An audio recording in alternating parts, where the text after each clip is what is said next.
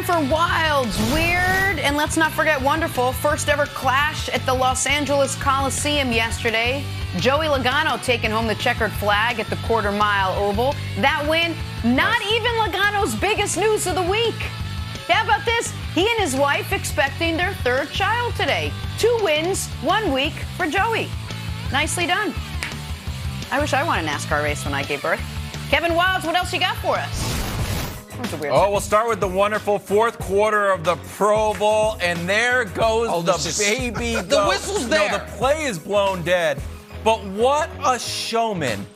For the thousands of people in attendance and the millions of people around the globe turned out to see the brightest light in Vegas, Mac Jones, 12 for 16, 112 yards, in another win for the baby goat. Carries the AFC to victory. Great job, baby goat. I love it. Moving on to the weird. Weekend battle after my own heart, Grizzlies Magic. Another play blown dead for one of my favorite players. And Josh shoots it over the backboard. Great job by Ja. And there's a lot of highlights in this segment of plays that don't count. Grizz win by 20. Moving on to the wonderful NHL skills competition. Trevor Zagros with the Cedric Sabalos blindfold, Nick. You know, a few years ago, this won the dunk contest, and now people are doing it in other sports. Eventually, someone is going to jump over a Kia in the home run derby. It's just the way things are headed. Moving on to the wonderful. Mavs Hawks. Nick's son hits Trey, whose father was also mad at Nick. We got a whole family drama here. Solid flop here from Trey. Luka gets his 5th and a tech for complaining. Oh, he's shocked. He thought you were just allowed to complain voraciously for 2 minutes and not get a tech. Mavs win. Hawks still 3 games under 500. Not what great. A flop. Moving on to the weird.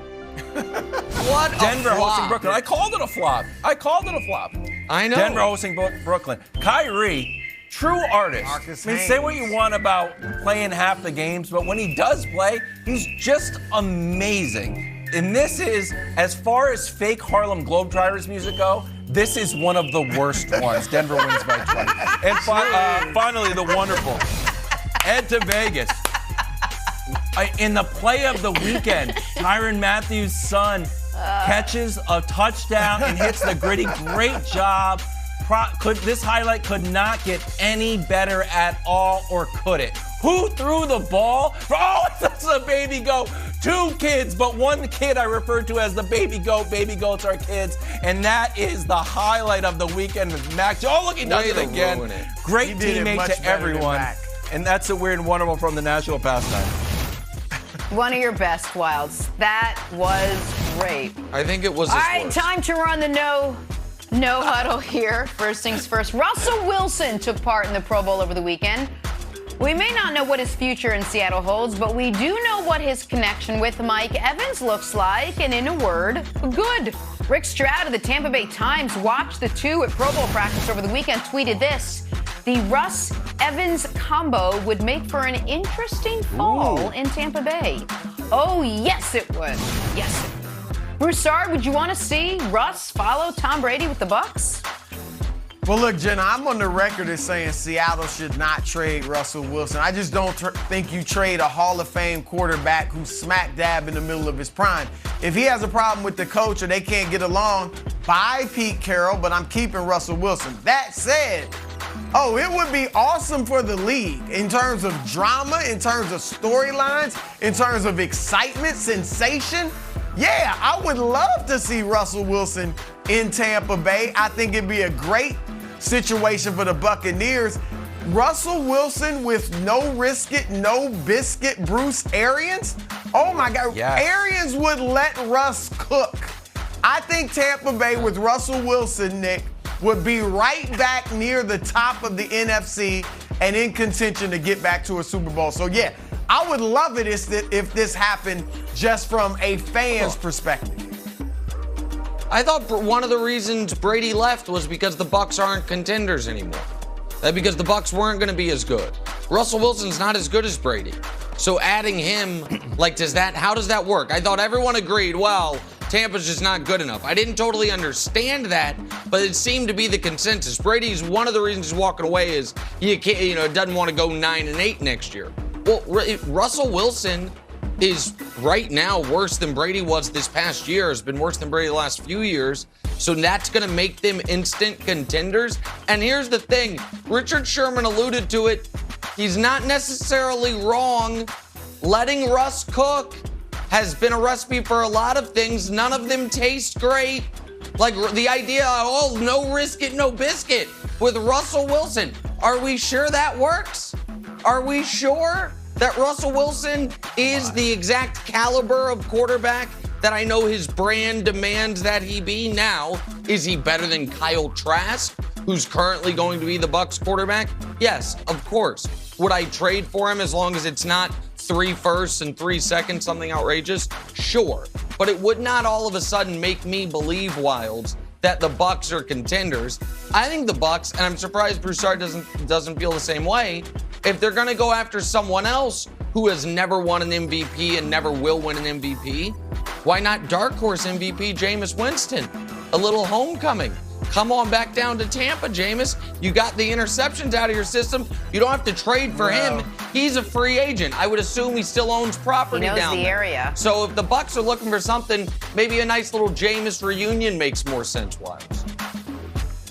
No, it's Russ is the answer. And if you can run back Broussard's whole take, you could see his excitement level for himself talking him into it. He's like, I think you do not trade a Super Bowl caliber quarterback like Russell Wilson from Seattle. But wouldn't it be exciting? And wouldn't you have the weapons and the offensive line and Bruce Arians and all of a sudden you were there, Broussard. So I am with you. I think this would be great. My one worry, and I'll throw this back to you, Broussard, since you so desperately want Russell Wilson to Tampa Bay. Do you think following in Brady's footsteps is something that makes Tampa not an interesting destination for another great quarterback, so that if you don't get to the Super Bowl or that you just feel like you're playing really second fiddle to Brady's legacy, would that scare you off if you were Russell Wilson? Look, I hear what you're saying, but here's the thing, Wiles. There's no shame if you can't fill Tom Brady's shoes. It really isn't, right? I mean, nobody's been able to walk in his footsteps. So if you can't do what Tom Brady did, I don't think anybody holds that against you. So, no, Russ, again, Seattle should keep him, but if they trade him, Tampa's not a bad place. All right. Super Bowl 56 right around the corner. Matchup between the Rams and Bengals, between quarterbacks Matthew Stafford and Joe Burrow. First time on football's biggest stage for either of these two former #1 overall picks. Stafford, by the way, turns 34 today. Happy birthday, Matthew Stafford. Fox Bet has Stafford's Rams favored by 4.5 points Sunday at SoFi. Nice little birthday gift to you, buddy. Nick, all signs across the board pointing to the Rams in this one. You expecting a blowout Sunday in Super Bowl 56?